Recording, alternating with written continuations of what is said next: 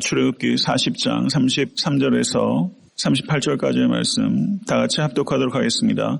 그는 또 성막과 제단주의 뜰에 포장을 치고 뜰문에 휘장을 다니라. 모세가 이같이 역사를 마치니 구름이 회막에 덮이고 여호와의 영광이 성막에 충만하며 모세가 회막에 들어갈 수 없었으니 이는 구름이 회막 위에 덮이고 여호와의 영광이 성막에 충만함이었으며 구름이 성막 위에 떠오를 때에는 이스라엘 자손이 그 모든 행진하는 길에 앞으로 나아갔고 구름이 떠오르지 않을 때에는 떠오르는 날까지 나아가지 아니하였으며 낮에는 여호와의 구름이 성막 위에 있고 밤에는 불이 그 구름 가운데 있음을 이스라엘의 온 족속이 그 모든 행진하는 길에서 그들의 눈으로 보았더라. 아멘. 하나님의 말씀입니다. 오늘 본문 읽으신 바와 같이 이제 오늘 그 출애굽기 그간의 오랜 기간 동안의 강해를 오늘 마치게 됩니다. 오늘 제일 마지막 부분은 성막이 완성이 돼서 여호와 하나님께 그 봉헌되는 그 이야기와 그리고 성막에 충만하게 임한 하나님의 영광에 대한 기록이 나타나고 있습니다. 제가 출애굽기를 강해를 시작한 것이 언젠가 이렇게 보니까 약 1년 8개월이나 걸렸더라고요.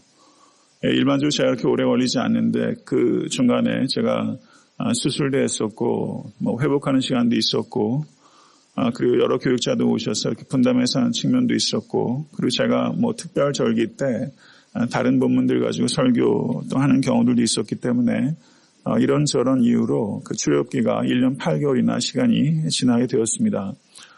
제 개인적으로 그 한 권 한 권 이렇게 뛸 때마다 감회가 있습니다.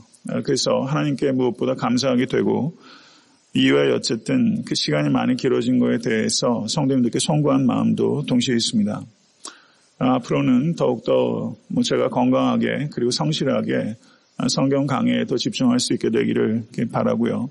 성도님들의 기도를 부탁드리고 싶습니다.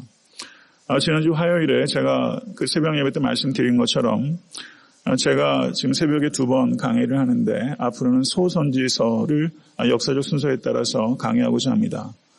제가 새벽에 구약 성경에 있는 그 역사 순서에 따라서 역사서들을 일단 뼈대를 만들었기 때문에 이제 그 행간을 채우는 소선지서 그 예언서에 대한 설교를 해나가고자 합니다. 그래서 요엘서 강의를 시작할 것입니다. 성도님들께서도 가급적이면 미리 아무래도 선지서에 대해서는 그 전이해가 좀 다소 부족한 측면이 있기 때문에 미리 좀 읽으시고 또 묵상하면서 말씀을 통해서 주신 하나님의 음성을 여러분과 제가 들을 수 있게 되기를 간절히 바랍니다. 누차 제가 말씀드린 바와 같이 출애굽기 40장에 무려 한 3분의 1 정도가 할애가 돼서 성막을 어떻게 져야 될 것인지에 대한 하나님의 말씀과 그리고 그 말씀에 대한 순종의 내용이 3분의 1 정도가 할애되고 있는 것을 우리가 볼 수 있습니다. 그러니까 출애굽기는 단순하게 출애굽에 대한 기록만을 이야기하고 있는 것이 아니라 출애굽 이후에 시내산의 계명과 그리고 성막 건축이라는 이 세 가지 큰 틀을 출애굽기가 우리에게 제공하고 있다는 것을 기억해야만 하는 것입니다. 출애굽기 25장부터 31장까지는 성막 건축을 어떻게 해야 하는지에 대해서 아주 상세한 디테일을 하나님께서 명령하셨습니다. 그리고 그 명령에 대한 순종이 기록되어 있는 것이 35장부터 40장까지입니다. 그리고 중간에 32장, 33장, 34장 이 세 장에 걸쳐서 이스라엘 백성들이 모세가 시내산에 올라가 있을 때 금송아지를 만들어서 배교한 사건과 하나님의 진노 그리고 잘 아시는 그 모세의 중보기도와 언약의 재갱신이 기록되어 있는 부분이 32장부터 34장 사이의 중간에 끼어 있는 것을 볼 수가 있습니다. 이것을 다르게 표현하면 하나님을 바르게 섬기는 것과 하나님께서 만들기 원하시는 것, 곧 성막에 대한 그 이야기들이 앞뒤로 싸고 있고 중간에는 하나님을 잘못 섬기는 것과 하나님께서 이스라엘 백성들이 만들기를 원치 아니하시는 금송아지에 대한 이야기가 중간에 기록되어 있다. 이렇게 볼 수 있는 것이죠. 그리고 출애굽기 전체의 구조를 우리가 생각해 볼 필요가 있습니다. 출애굽기 1장을 보면 이스라엘 백성들이 바로의 억압에 의해서 건축을 했습니다. 뭘 건축했죠? 국고성을 건축했어요. 그리고 출애굽기 40장에는 하나님의 명령에 따라 이스라엘 백성들이 뭘 건축합니까? 성막을 건축합니다. 이렇게 출애굽기 제일 처음과 제일 마지막이 건축에 대한 이야기가 기록되어 있고 그 두 개의 건축물은 매우 상반된 것이라는 것이죠. 성도 여러분, 여러분과 저도 그 유형 무형의 무엇인가를 건축하며 살아갑니다.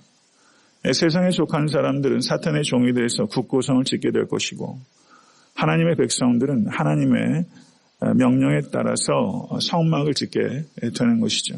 성도 여러분, 무엇을 짓고 우리는 무엇을 만들며 살아가고 있는가에 대해서 우리가 깊이 숙고해 볼 수 있게 되기를 간절히 바랍니다. 성막을 보게 되면 특징이 있습니다. 성막의 설계는 하나님께서 다른 사람의 아이디어를 구한 것이 아니라 철저하게 하나님께서 설계하셨다는 것입니다.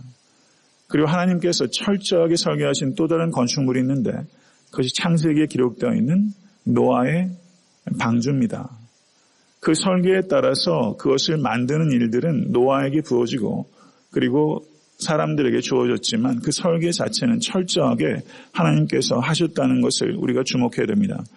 출애굽기 25장 9절을 보시면 물은 내가 내게 보이는 모양대로 장막을 짓고 그 기구들도 그 모양을 따라 지을지니라 이렇게 말씀하시고 25장 40절을 보셔도 너는 삼가 이 산에서 내게 보인 양식대로 할지니라 이렇게 말씀하고 있는 것을 볼 수가 있습니다. 39장 1절을 보게 되면 그들은 여호와께서 모세에게 명령하신 대로 청색, 자색, 홍색 실로 성소에서 섬길 때 입을 정결한 옷을 만들고 또 아론을 위해 거룩한 옷을 만들었더라 이렇게 말씀하고 있습니다. 이 39장 1절의 핵심을 보게 되면 여호와께서 명령하신 대로 만들었더라.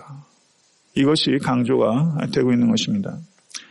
주의 깊게 출애굽기 39장과 40장을 읽게 되면 39장에는 여호와께서 명령하신 대로 행하였더라라는 말이 10번 반복되고 있고요. 출애굽기 40장에는 그 말이 8번 반복됩니다. 그러니까 여호와께서 명령하신 대로 만들었다는 말이 39장과 40장에 무려 17번이 반복되고 있다는 것입니다. 이것을 통해서 출애굽기 기자가 우리에게 전달하고자 하는 메시지는 하나님의 명령은 consider, 고려해야 될 대상이 아니라 obey, 순종해야 되는 대상이라는 것을 우리에게 강조하고 있는 것입니다. 성도 여러분, 이 출애굽기와 그 창세기는 여러모로 또 연관성이 있습니다. 특별히 성막을 만드는 과정과 하나님의 천지창조의 이 과정을 보게 되면 매우 유사성이 있습니다. 하나님께 천지창조하신 방법도 말씀하신 대로 그대로 되니라. 말씀하신 대로 그대로 되니라. 하나님의 명령하신 대로 그대로 행하니라. 라고 말씀하면서 이 창조 기사와 성막 건축이 여러모로 유비가 되고 있다는 것을 우리가 볼 수 있게 됩니다. 성막이 무엇을 의미하는가? 오늘은 그 마지막으로 이제 출애굽기를 나오면서 성막이 갖고 있는 그 신학적인 의미와 그리고 성막의 그 중요한 거룩한 도구들이 가지고 있는 의미들을 간략하게 개괄하면서 출애굽기를 맺고자 합니다. 이 성막은 시내산의 재현이라고 이해하면 틀림없습니다. 출애굽기 24장 16절을 보시면 여호와의 영광이 시내산 위에 머무르고 구름이 엿새 동안 산을 가리더니 라고 말씀합니다. 그런데 출애굽기 40장 34절을 보시게 되면 구름이 회막에 덮이고 여호와의 영광이 성막에 충만하매 라고 말하고 있습니다. 시내산에서 구름과 여호와의 영광이 산에 가득했는데 지금 성막에 구름과 여호와의 영광이 충만했다라고 말하고 있는 것을 볼 때 이 성막의 의미는 시내산은 백성들과 분리되어 있는 산 위에 있는 것입니다. 그리고 그 하나님의 임재가 백성의 진 가운데 옮겨오게 되는 것이죠. 이렇게 우리가 성막 사건을 이해할 수 있습니다. 시내산도 산 기슭에는 백성들이 올 수 있었고 산 중턱에는 장로들, 그리고 산의 정상에는 오직 모세만 들어갈 수 있었습니다. 성소의 구조도 성소 안에 뜰이 있고 그리고 성소가 있고 지성소로 구분이 돼서 세 가지로 구분이 됩니다. 성소의 뜰에는 백성이 나아갈 수 있고 그리고 성소 안에는 제사장만이 들어갈 수 있고 그리고 지성소에는 대제사장만이 1년에 한 번 대속죄일에 들어갈 수 있게 됩니다. 이와 같이 구조적으로도 시내산이 세 가지로 분류된다면 성소 역시 세 가지로 분류된다는 것을 우리가 볼 때 시내산에 임재하신 하나님과 그리고 성막에 임재하신 하나님 분명한 매우 밀접한 연관성이 있다는 것을 우리가 볼 수 있습니다. 시내산 위에서 하나님께서 간헐적으로 임재하셨다면 이 성소에서는 하나님께서 지속적으로 임재하신다는 것입니다. 시내산 위에서 하나님의 임재가 고정적이었다면 성막에 임하는 하나님의 임재는 백성이 나아감에 따라서 이동하는 것을 의미하는 것이고 그리고 성소 안에 성막 안에 임재하셨던 하나님의 영광이 예수 그리스도께서 이 땅에 성육신하심으로 말미암아 이제는 성막 안이 아니라 예수 그리스도 안에 하나님의 영광이 임하셨고 이제 그리스도의 영으로 모든 성도들의 심령 가운데 하나님께서 임하고 계신 것을 믿으실 수 있게 되기를 간절히 축원합니다. 그렇기 때문에 이 성막과 이 시내산은 매우 밀접한 연관성이 있지만 이 성막이 궁극적으로 드러내고 표상하는 바는 무엇인가? 그것은 예수 그리스도입니다. 그렇기 때문에 성막을 우리가 보다 깊이 폭넓게 이해하면 할수록 우리는 예수 그리스도의 십자가 사건을 보다 깊이 폭넓게 이해하게 되는 것이죠. 우리가 예수 그리스도를 이해할 수 있는 가장 가시적인 학습을 할 수 있는 모형이 무엇인가? 그것이 바로 성막 사건이라고 볼 수 있게 되는 것이죠. 성막에는 7가지 거룩한 도구들이 있습니다. 한번 그간 제가 강의한 것을 통해서 한번 복습을 한번 해보죠. 성막의 구조가 셋으로 되어 있다고 말씀을 드렸어요. 그러면 성막들이 있습니다. 그러면 성막 안으로 들어가게 되면 제일 먼저 맞닥뜨리는 게 번제단 그리고 물두멍이 있습니다. 두 가지가 뜰에 있어요. 그 성소 안으로 들어가게 되면 거기에 거룩한 기구가 3개가 있습니다. 하나는 떡상이 있고 그 다음에 그 맞은편에 뭐가 있습니까? 금촛대가 있고 그리고 지성소로 들어가는 그 입구에 분향단이 있습니다. 그러니까 성소 안에는 3가지 물건이 있게 되는 것이죠. 그리고 지성소 안에는 언약궤 그리고 언약궤를 덮고 있는 속죄소 혹은 다른 말로 시은좌라고 말하는 그 거룩한 도구 이렇게 7개가 있게 되는 것입니다. 그리고 구약성경 그 출애굽기 25장을 보면 이 7가지 거룩한 도구에 대해서 뭘 제일 먼저 얘기하냐면 언약궤를 얘기를 합니다. 언약궤가 제일 먼저 만들어졌기 때문이 아니라 언약궤가 가장 중요하기 때문에 언약궤에 대해서 하나님께서 제일 먼저 말씀하고 있는 것을 볼 수가 있습니다. 언약궤의 재질은 조각목입니다. 번제단과 분향단 등도 조각목으로 만들어져 있는데 번제단은 노스로 입혀서 만듭니다. 그리고 분향단은 겉면만 정금으로 싸게 됩니다. 그런데 이 언약궤는 그 조각목 겉면과 안에 있는 면까지 모두 정금으로 싸게 됩니다. 그러니까 거룩한 도구들도 그 거룩함의 정도가 차이가 있다는 것을 거기에 사용하는 금속을 통해서 나타나게 되는 것이고 이 거룩한 성물 중에서도 가장 거룩한 것은 언약궤라는 것을 안팎으로 정금을 싼 걸 통해서 우리가 알 수 있게 되는 것입니다. 그리고 언약궤를 덮고 있는 것이 속죄소 혹은 시은좌라고 말합니다. 이 속죄소도 정금으로 만듭니다. 그리고 속죄소의 두 끝에 북쪽과 남쪽에 그룹을 하나씩 만들어서 그 날개가 속죄소를 덮고 얼굴을 속죄소를 향하도록 합니다. 이 그룹은 천사를 나타냅니다. 그러면 왜 천사를 거기에 만드는가? 하나님에 대해서는 여호와한 형상도 만들지 못하도록 했기 때문에 하나님을 가장 가까이에서 섬기는 천사의 모형을 그렇게 그룹의 형태로 만들어 놓게 되는 것이죠. 그 속죄소 시은자가 바로 은혜의 보좌입니다. 그 은혜의 보좌 앞에 예수 그리스도의 보혈의 공로로 말미암아 우리가 나아갈 수 있게 된 것입니다. 오늘 이 아침에 그리스도의 보혈을 의지해서 거룩하신 하나님 앞에 담력을 얻어서 나아갈 수 있는 여러분과 제가 될 수 있게 간절히 축원합니다. 우리가 예수 그리스도를 믿음으로 말미암아 우리가 의롭게 되어서 우리에게 액세스가 주어진 거예요. 우리가 어디 올랜도 같은 데 가게 되면 하루 자유여행권을 주잖아요. 그거 보여주면 다 된다고요. 우리가 예수 그리스도의 보혈을 의지하는 한 하나님의 거룩한 은혜의 보좌 앞에 우리가 나아갈 수 있는 액세스가 여러분과 저에게 주어지게 된 거예요. 그러므로 담력을 얻으셔서 하나님께 나아가실 수 있는 여러분과 제가 될 수 있게 간절히 바랍니다.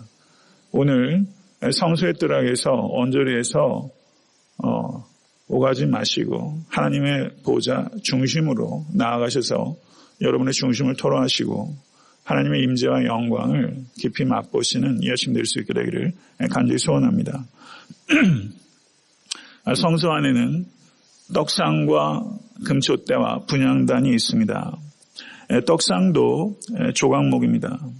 그리고 순금으로 쌌습니다. 그리고 그 떡상에는 12개의 떡이 두 줄로 놓여지게 되는데 6줄, 6줄씩 놓이게 되고 그 떡들은 이스라엘 12지파를 상징하는 것입니다.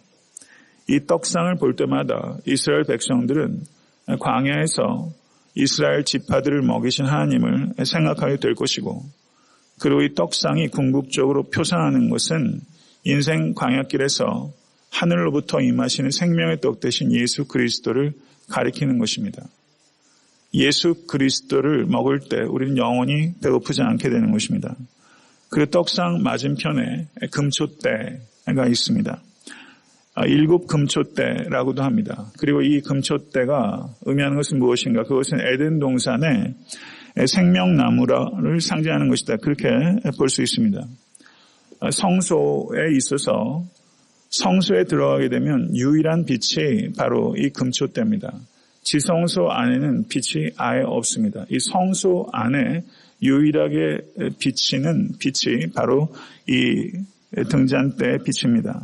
그리고 이 빛은 영원히 절대 꺼뜨려서는 안 되는 것입니다. 그러면 이 빛이 상징하는 바는 무엇인가? 그것은 꺼지지 않는 이 빛은 영원토록 주무시지 아니하시고 이스라엘 백성 지키시는 하나님의 보호하심과 또 인도하심을 상징하는 그 빛입니다. 그리고 이 빛이 궁극적으로 표상하는 바는 예수 그리스도께서 말씀하신 바와 같이 나는 세상의 빛이라. 요한복음 8장에서도 말씀하시고 요한복음 9장 5절에서도 나는 세상의 빛이라. 예수 스스로 그렇게 말씀하셨고 요한복음 1장에서도 세상의 참빛이 오셨다라고 말하고 있는 것입니다. 성도 여러분, 이 참빛을 10년 가운데 모신 성도는 빛의 자녀가 되고 그리고 빛의 열매를 맺게 되는 것입니다. 그리고 그 다음이 분향단입니다. 분향단이 성소와 지성소를 구별하는 휘장 바로 앞에 이 분향단이 있고요. 이 분향단의 향불은 지속적으로 타올라야 됩니다. 그러면 그 분향단에서 타오르는 이 향이 무엇을 상징하는가? 그것은 성도의 기도입니다. 분향단이 지속적으로 이 타올라서 이 향이 하나님 앞에 올려지게 되는데 여러분과 저 그리고 모든 성도의 기도가 하나님 앞에 흠양하시는 향기가 될 수 있는 조건은 단 하나입니다. 그것은 예수 그리스도의 이름으로 기도하는 것입니다. 예수 그리스도의 이름으로 우리의 영원한 대제사장이고 중보자이신 예수 그리스도의 이름에 의지해서 기도할 때 우리의 기도가 하나님 앞에 상달되는 향이 되는 것입니다. 그 향에는 다른 향을 절대 피울 수 없었습니다. 그것은 다른 이름으로는 하나님께 나아갈 수 없다는 뜻입니다. 오직 예수 그리스도의 이름에 의지해서 우리의 기도가 하나님 앞에 상달되는 것을 믿으실 수 간절히 바라고 성호를 찬양하는 것이 예배고 성호를 증거하는 것이 전도와 선교입니다. 성도 여러분, 거룩한 이름을 사모하시고 그 이름에 힘입어 기도하시는 모든 권속되실 수 있게 간절히 축원합니다. 그 다음이 번제단입니다. 성막문에 들어가게 되면 제일 처음에 증명하는 것이 번제단입니다. 이 번제단에서 짐승의 제물의 피가 흘려지는 것이죠. 번제단의 제단은 조각목으로 만듭니다. 그리고 노스로 쌉니다. 그러면 이 조각목, 나무가 무엇을 상징하는가? 그것은 우리 주 예수 그리스도의 몸입니다. 노스는 무엇을 상징하는가? 죄에 대한 하나님의 심판을 의미하는 것입니다. 하나님의 심판이, 하나님의 진노가 십자가 위에 계신 예수 그리스도 위에 불로 쏟아진 것입니다. 그것이 십자가 사건입니다. 그리고 이 조각목에는 네 귀퉁이에 뿔을 답니다. 그것이 북쪽, 동쪽, 서쪽, 남쪽 이렇게 네 가지 방향에 이 뿔이 달립니다. 그러면 동서남북을 향하게 되면 그게 뉴스가 되는 거죠. 그게 가스펠입니다. 성도, 십자가의 복음은 동서남북 어디에 있는 사람이든지 믿는 자는 하나님의 자녀가 되게 하는 하나님의 지혜요 하나님의 능력이라는 것을 의미하는 것입니다. 그것이 십자가 사건이 가지고 있는 의미입니다. 여러분과 제가 믿는 것은 굿 어드바이스가 아니라 굿 뉴스입니다. 우리의 행위를 통해서 우리가 구원을 얻게 된다는 것이 아니라 예수 그리스도의 그 보혈의 공로, 십자가의 행동으로 말미암아 우리가 구원을 얻게 됐다는 것입니다. 그래서 굿 뉴스입니다. 그래서 번제단은 내 귀퉁이에 있는 그 뿔은 바로 그와 같은 복음의 능력과 영향력을 상징하는 것이다. 이렇게 볼 수 있게 되는 것이죠. 그 다음은 물두멍입니다.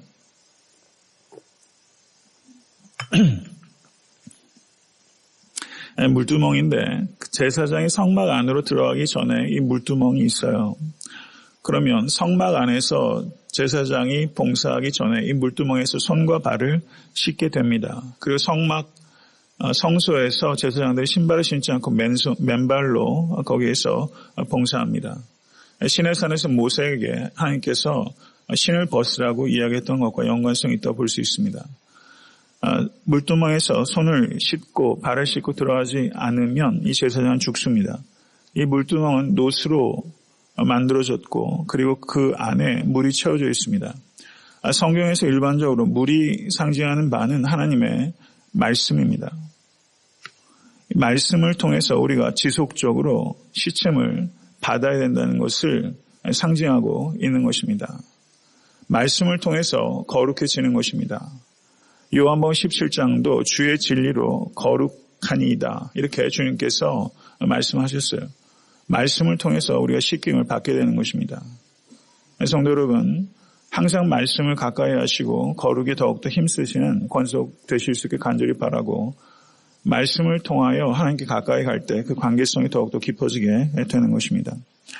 성막은 가로가 22.5m고 세로가 45m 그리고 높이가 2.25m로 되어 있고 성막을 싸고 있는 것은 하얀 세마포입니다. 그러면 하얀 세마포 2.25m인데요. 밖에 있으면 안 보이겠죠, 내부가. 2.25m인데 이 하얀 세마포가 상징하는 게 무엇인가? 그것은 하나님의 의입니다. 그리고 이 성막을 들어갈 수 있는 문이 단 하나입니다. 인간의 의로는 하나님의 의를 만족시키고 뚫고 들어갈 수가 없는 것입니다. 하나님께 나아갈 수 있기 위해서는 문을 통해서 들어가야 됩니다. 오늘 유목사님께서도 양의 문 되신 예수 그리스도에 대해서 말씀을 했지만 성도 여러분, 하나님께 나아갈 수 있는 유일한 문은 문 대신 예수 그리스도입니다. 그것을 이 성막이 우리에게 상징적으로 나타내는 것입니다. 그래서 예수님께서 요한복음 10장 9절에 내가 문이니 누구든지 나로 말미암아 들어가면 구원을 받고 또는 들어가며 나오며 꼴을 얻으리라. 이것이 성막이 우리에게 상징하는 개략적인 표상입니다. 말씀을 맺겠습니다. 성막이 완성이 되었을 때 구름이 임하였고 하나님의 현현과 연관될 때 항상 구름이 임합니다. 예수께서 변화산에서 변모하셨을 때도 구름 속에서 이는 내 사랑하는 아들이니 라고 하나님의 음성이 들렸던 것을 우리가 볼 수 있습니다. 그 변화산이 바로 시내산 사건과 연관된 사건이라고 볼 수 있는 것입니다. 그리고 이 구름이 떠오르게 되면 이스라엘 진 전체가 나아갔고 구름이 떠오르지 않으면 떠오를 때까지 이스라엘 백성들이 나아가지 않았습니다. 성도 여러분, 우리는 신앙인입니다. 하나님께서 말씀하시면 나아가고 하나님께서 말씀하시지 않으시면 머무를 수 있는 결단이 여러분과 저에게 필요해야 되는 것입니다. 하나님께서 무엇을 뜻하시는지가 분명해질 때까지는 성도 여러분, 우리는 수동적이어야 될 필요가 있습니다. 그런데 하나님의 뜻이 분명하게 되면 능동적이어야만 되는 것입니다. 이 두 가지를 결합하는 것이 성도의 삶입니다. 하나님의 뜻이 분명해질 때까지는 제가 누차 강조하지만 신중해야 되고 하나님의 뜻이 분명해지게 되면 그때는 신속해야 합니다. 신중하고 신속한 이 두 가지의 균형을 지키는 게 영성이고 이 두 가지가 잘 밸런스 있는 사람이 영적 거장이라고 말할 수 있습니다. 성도 여러분, 신중할 때 신중하시고 신속할 때 행동하실 수 있는 모든 권속과 또 애타한테 섬기는 교회가 될 수 있게 되기를 간절히 소원합니다. 하나님의 영광이 성막에 임했고 그리고 하나님의 이 영광이 성전에 임하게 될 것입니다.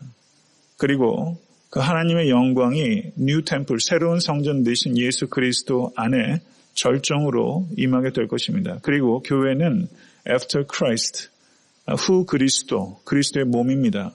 그리스도의 몸에 하나님의 영이 임하시는 것입니다. 그러나 이 그리스도의 몸은 우리가 가시적으로 보이는 건물을 얘기하는 것이 아니라 세상에서부터 부름받아 구별된 성도를 말하는 것입니다. 성도가 하나님의 전입니다. 이것을 진심으로 믿으시고 이 타락하고 오염된 세상 속에서 하나님의 전답게 거룩한 삶을 살아가시고 구별된 삶을 살아가시고 능력 있는 삶을 살아가실 수 간절히 축원합니다. 성도 여러분, 모세의 얼굴의 광채는 모세의 광채가 아닙니다. 모세의 광채가 아닙니다. 모세의 얼굴의 그 광채는 하나님의 영광의 빛입니다. 모세의 얼굴은 말하자면 거울과 같은 것입니다. 성도 여러분, 우리의 착한 행실이 하나님의 영광을 드러내는 것입니다. 우리가 행실로 구원을 얻는 것이 아니지만 우리의 착한 선한 행실을 통해서 하나님의 영광이 비추게 되는 것입니다. 모세에게 임했던 그 빛이 성도의 삶 가운데 임해야 되는 것입니다. 여러분과 저의 삶 그리고 애타한테 섬기는 교회의 모든 사역이 하나님의 영광의 빛이 반사될 수 있게 간절히 기도하는 마음으로 출애굽기 강의를 마치도록 하겠습니다.